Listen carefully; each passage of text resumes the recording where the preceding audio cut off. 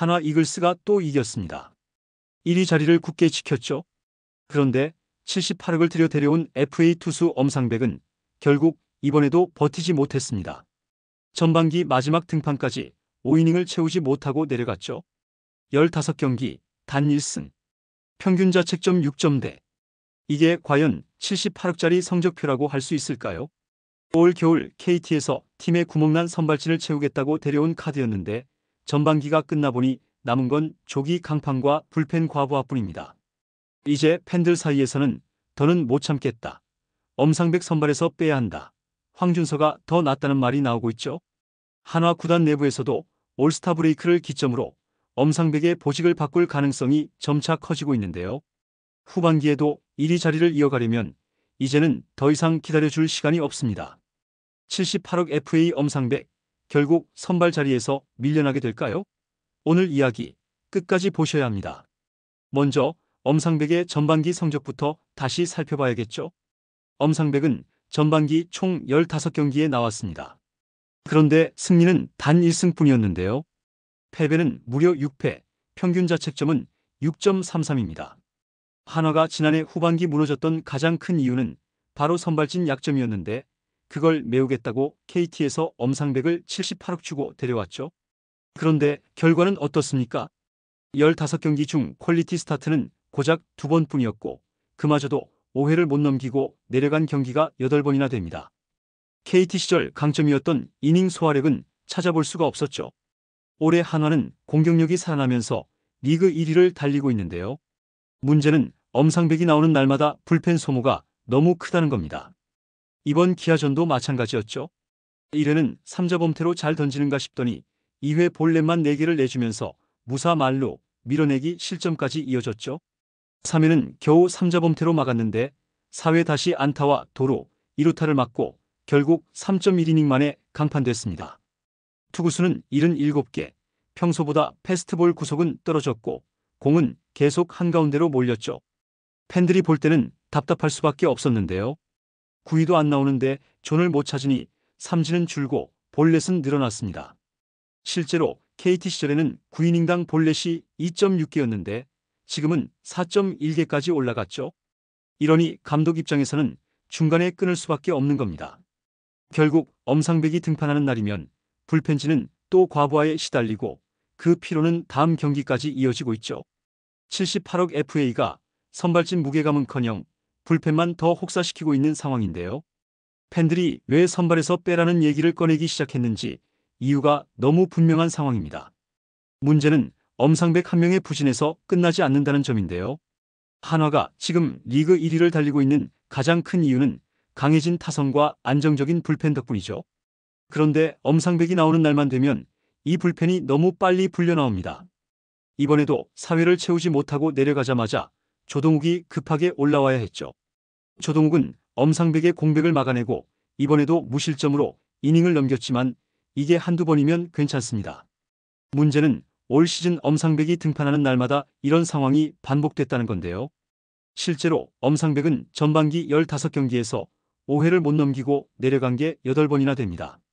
이게 무슨 의미냐면 선발 투수라면 최소 5이닝은 먹어줘야 중간 개투가 계획대로 돌아가는데 엄상백이 무너질 때마다 필승조 투수들이 예상보다 이른 이닝에 올라와야 하고 그 피로는 고스란히 다음 경기에도 이어진다는 것이죠.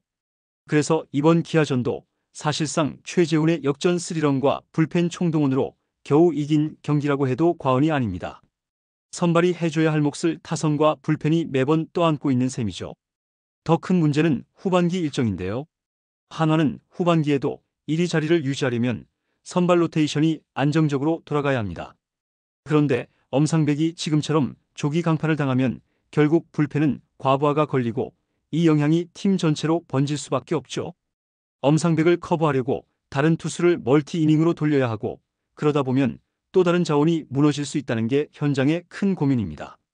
KT 시절에는 6이닝, 7이닝을 거뜬히 먹어주던 투수가 한화에선 왜 이럴까? 팬들은 이제 의문을 넘어서 불안해하고 있죠. 지금의 엄상백이라면 선발이 아니라 차라리 불펜에서 짧게 던지면서 팀에 도움을 주는 게 낫다는 말이 점점 커지고 있는 이유입니다. 결국 한화 구단과 김경문 감독이 선택할 수 있는 길은 딱 하나로 좁혀지고 있는데요. 후반기에는 엄상백을 더는 선발로만 고집하지 않을 거라는 이야기죠. 이미 내부에서는 올스타 브레이크 동안 엄상백의 보직을 바꿔야 한다는 얘기가 조심스럽게 흘러나오고 있습니다. 실제로 10일 경기에는 황준서가 선발로 나서는데요. 황준서는 최근 등판에서도 큰 실수가 없었고 9위나 9종 운영을 봤을 때도 안정감이 있죠. 여기에 조동욱도 마찬가지입니다. 원래는 불펜이었지만 엄상백이 무너질 때마다 긴 이닝을 대신 막아주면서 사실상 롱릴리프 이상의 역할을 하고 있죠.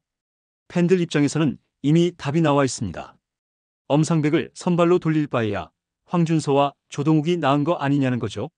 김경문 감독도 이번 기아전 뒤에 불펜이 수고가 많다는 말을 강조했는데요.